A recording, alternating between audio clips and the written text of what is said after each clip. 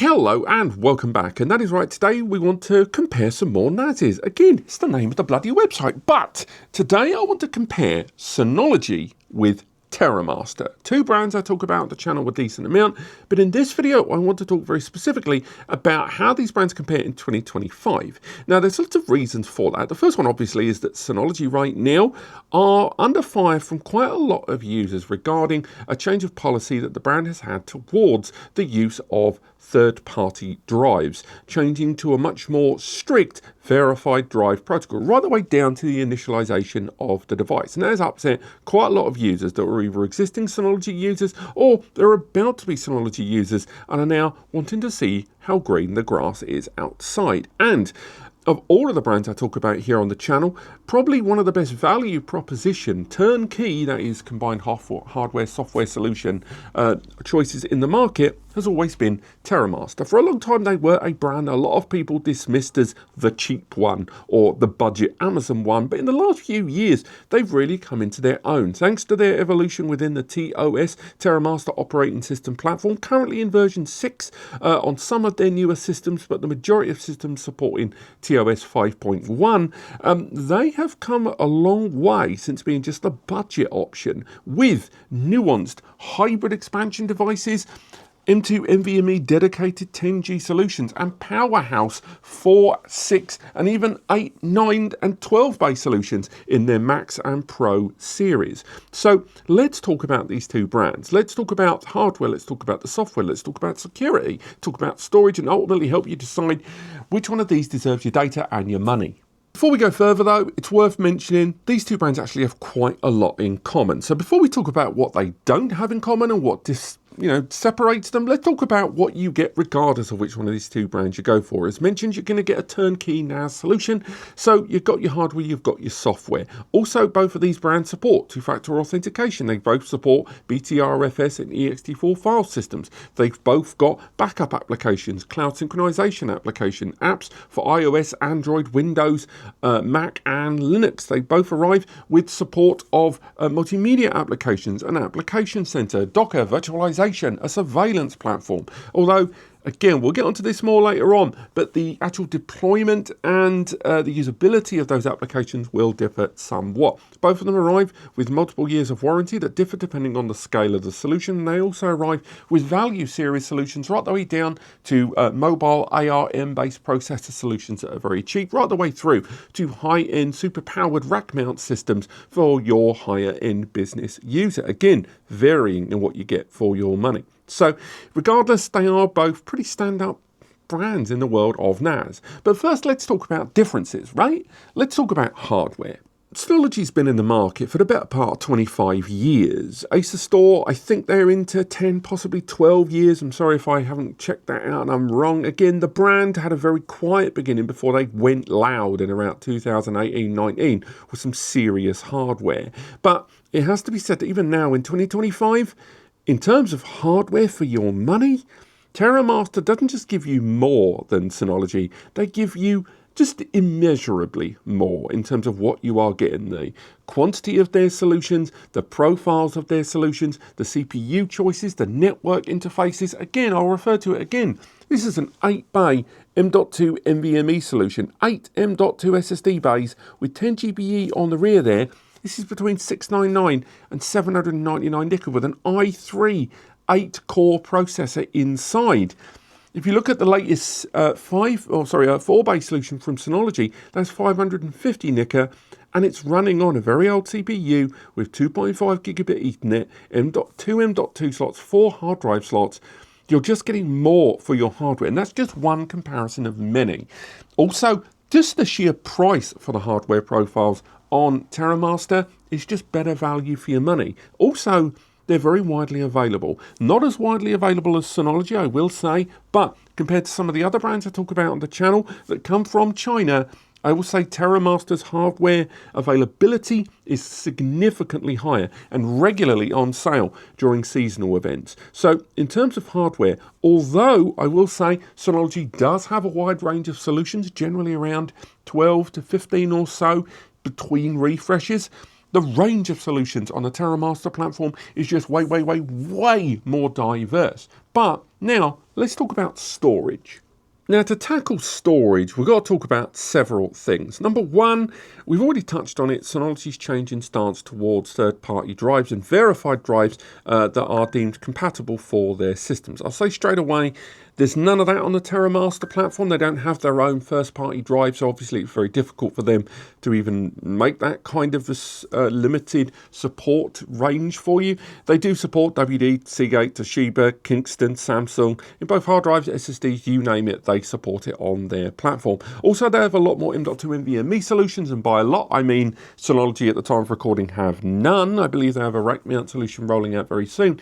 But in terms of storage profiles, it doesn't really stop there. Terramaster have also got, alongside those M.2 NVMe solutions and hard drive solutions, again, scaling up quite substantially in scale, right the way up to kind of rack mount tower-sized desktop devices. But on top of that, there are expansion series of devices, such as the 4 and 2 bay hybrid D series, which has got both hard drive bays and 3 to 4 M.2 NVMe slots inside as well. This, for example, has got 3 M.2 bays and 2 hard drive bays inside here as a USB expansion device. This allows you to add a huge amount of storage to your existing system, or just use it as a standalone DAS box. Now, Synology recently have moved over to USB Type-C and mini SAS on a number of their desktop and rack mount solutions, but the range of solutions that support expansions is not total. Not all Synology support solutions support expansions. Some of them you just can't. Some of them, like their 4 bay series, only allow for 1 expansion device, and that's only if you get the DS9 series of devices. If you get the standard 4 or 2 bay non-expandable series, you cannot expand them.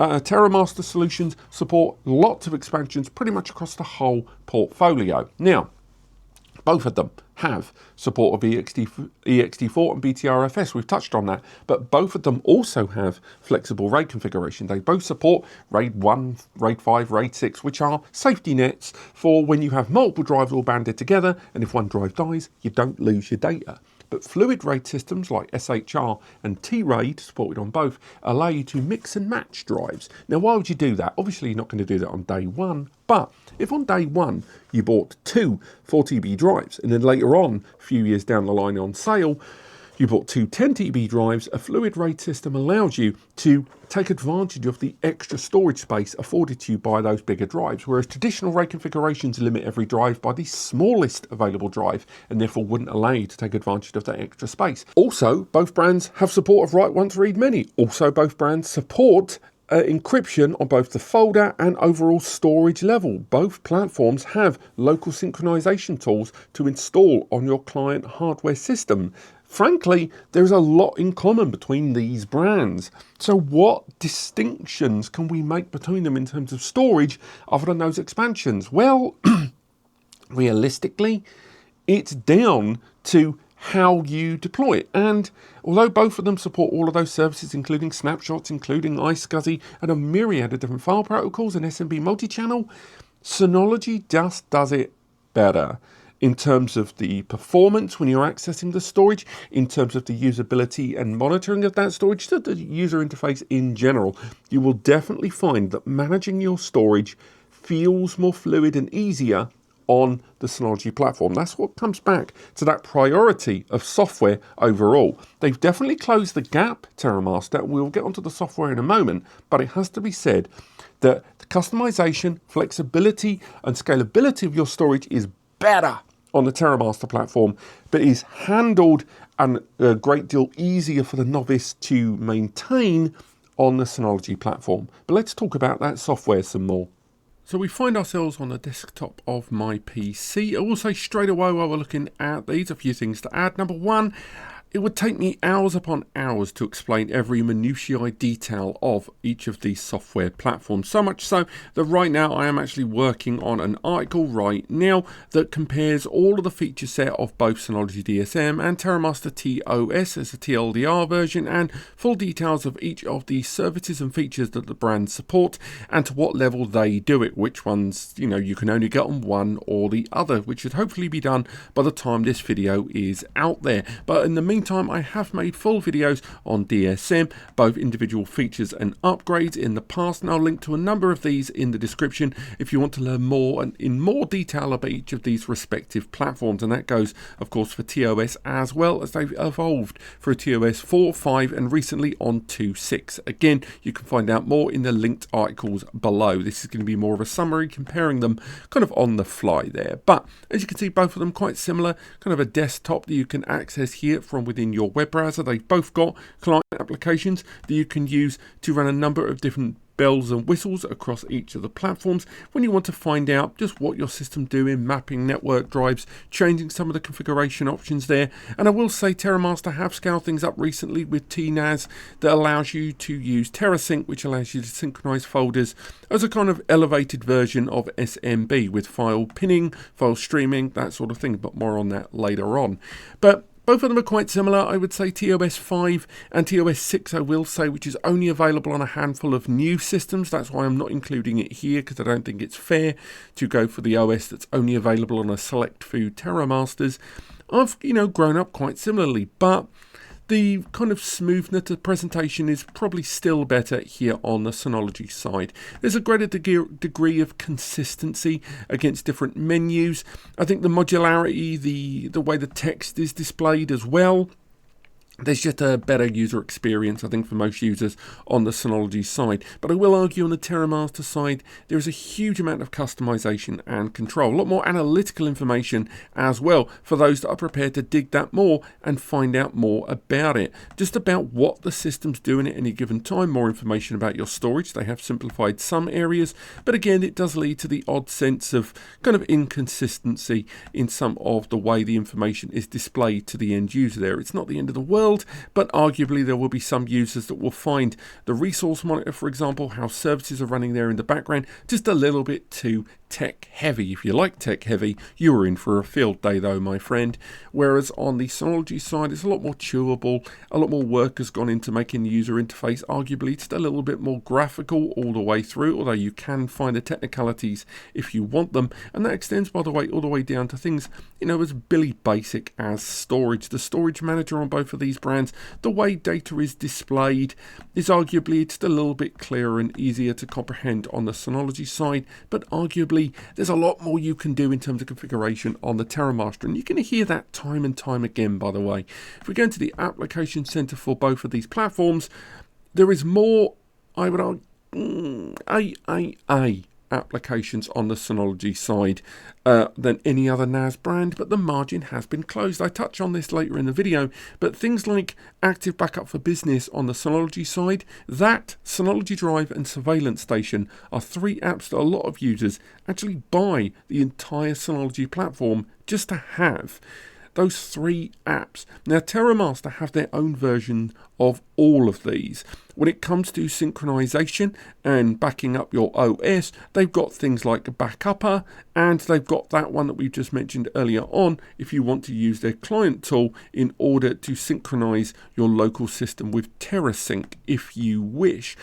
It's not as smooth right now as the likes of Active Backup or Synology Drive, and the same could be said, by the way, for the Terramaster Surveillance application, which is just not as feature-rich as that of the Synology one, which has had more than 15 years of development under its belt to be getting on with there. Terramaster are catching up, but again, because their platform is more about the money being spent on the hardware than the software, it ends up with a situation where you're going to get a slightly more inconsistent experience on the Terramaster platform than that on Synology. But if you're prepared to put up with it, it's fine.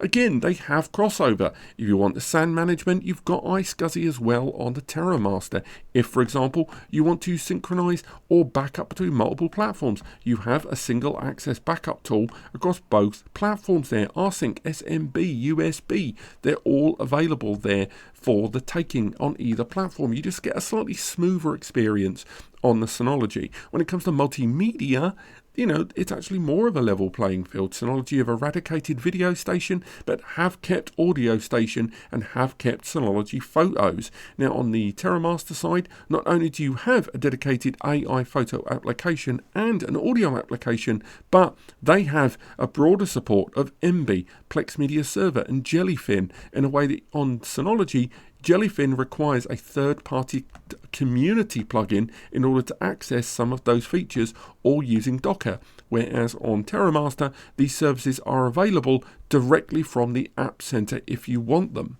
But there are omissions. If you want to run virtual machines, you've got to use a third-party tool like VirtualBox on the Terramaster, whereas on the Synology platform, they have their very own virtual machine manager tool if you want it. Same goes for Office applications and the Office suite. Synology have a tendency to embrace the most popular applications in their own ecosystem and create their own version, for good or for bad, some might say. But the result is that Synology have a lot of these apps under the first-party banner and fewer and fewer applications in the third-party area. There are some, of course, Plex, Tailscale being, notable options, but the Terramaster platform, although it is growing its range of first-party apps, is still largely consisting of third-party tools to make up a lot of the gaps. And although the first-party tools like Terraphotos for photography, TNAS for OS level backups, TFM for mirroring storage areas in your system, USB storage are all first-party apps, a lot of users are still going to rely on those third-party apps. Now, in terms of scanning and security on these systems, I would say it is another area where there is parity in many ways, but not always. So, for example, the security tab, if we look at both of these tabs, you've got the security advisor here on the Synology that scans the whole system looking for weak passwords, two-factor authentication, SSH being open, and a myriad of other security issues if it scans in your system to alert you on to modify. And you can change just how deep or thorough the baseline is for those schedules to periodically happen. Now, the Terramaster side has that on TOS 6, but TOS 5 still has a lot of the more manual security things being done. You've got the security advisor that scans, but it's not as in-depth as that of the Synology version. Now, again, I touch on this again in the video in another section, but just to highlight it again, isolation mode still is wonderful on the Terramaster platform, because isolation mode, a single click, allows you to sever remote access, sever third-party PHP, sever SSH, sever third-party apps at a click of a button, and requires a restart in order to rectify and reset the system back to the status quo. But what else about security on these platforms do we need to discuss? Security. Now let's talk about security between these two brands, because we got a lot to discuss. Now again, maybe I'm going to spoil this for you. Synology are going to win this one. That's no huge detrimental statement against Terramaster, but once you really stack up the numbers, Synology are just going to win this hands down. But let's give Terramaster a fighting chance here. Number one, they do have a robust operating system. They have two-factor authentication, even their own authentication app. They also support a myriad of different remote access protocol, including their own relay service, right the way down to using the likes of Tailscale and more, and SSL certificate implementation very, very easily. On top of that, they have a security advisory panel there. They have a lot of checks going on in the background of their software all the time, working with vulnerabilities that are reported on Linux and other plugins and add-ons to their system that they then work on and then issue lots of updates for. Also, they're one of the only brands out there that have something called the isolation mode that allows you in the click of a single button to terminate all third-party PHP services, all third-party apps, and all remote access to the system at the click of a single button that can't be reversed without rebooting the entire system, which is a really good kill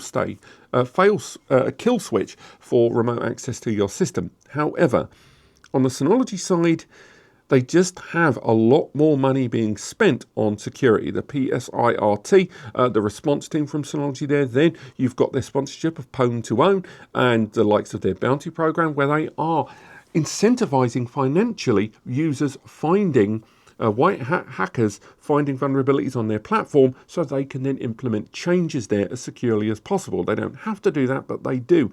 On top of that, their security vulnerabilities page is updated significantly more regularly than that of Terramaster's own. And unfortunately, we've got to talk about it. Between these two brands, one of them had something of a security snafu a lot more recently than the other.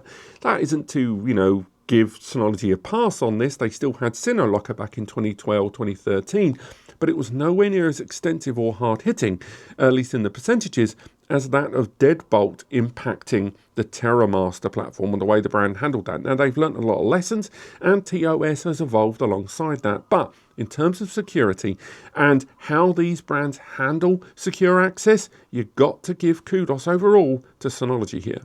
Between these two brands, it's going to come as no surprise that it still comes down to software versus hardware, but also value, flexibility and customization between these two brands. Synology are getting further and further into their own private ecosystem and slowly replacing parts of that entire network makeup with their own first-party options and then eliminating third-party options for buyers. They do that, they say, for the sake of security and a cleaner, more controlled and easier to maintain efficiently ecosystem. But users aren't always a fan of that, and Terramaster, on the other hand, will end up looking a great deal more flexible, a great deal more customizable, and ultimately a better hardware value proposition to users. Also, TOS is more evolved than it's ever been, integrating the majority of features that Synology offer in their own way. Not all of them. They're getting closer to the likes of an active backup for business model, but nowhere near as close as Synology are with their entire kind of appliance model with active backup for business alongside the likes of Synology Drive and their active protect systems there, the DP series, really closing things for users that just want a set up and forget solution and don't want to tinker. Whereas the Terramaster platform is providing flexibility and customization in an unparalleled way. I haven't even mentioned the fact that this brand actually allows you to install third-party operating systems like Unraid, like TrueNAS, without it invalidating your hardware warranty. So even if you're not in love with TOS, you can still use third-party options if you choose to when you buy their turnkey NAS solution, and that has to be applauded. But whichever one of these two you go for, you're looking at a great NAS solution. And I hope this video has helped you make that choice in one way or another, because there is no clear-cut answer. So if you found this video helpful, and if you were going to go to the shops that I've linked in the description below anyway, please use those links in order to buy your product. Doing so will result in a small commission coming to me and Eddie here at NASCompares, and it allows us to keep doing what we do. But regardless, thank you so much for watching, and I'll see you next time.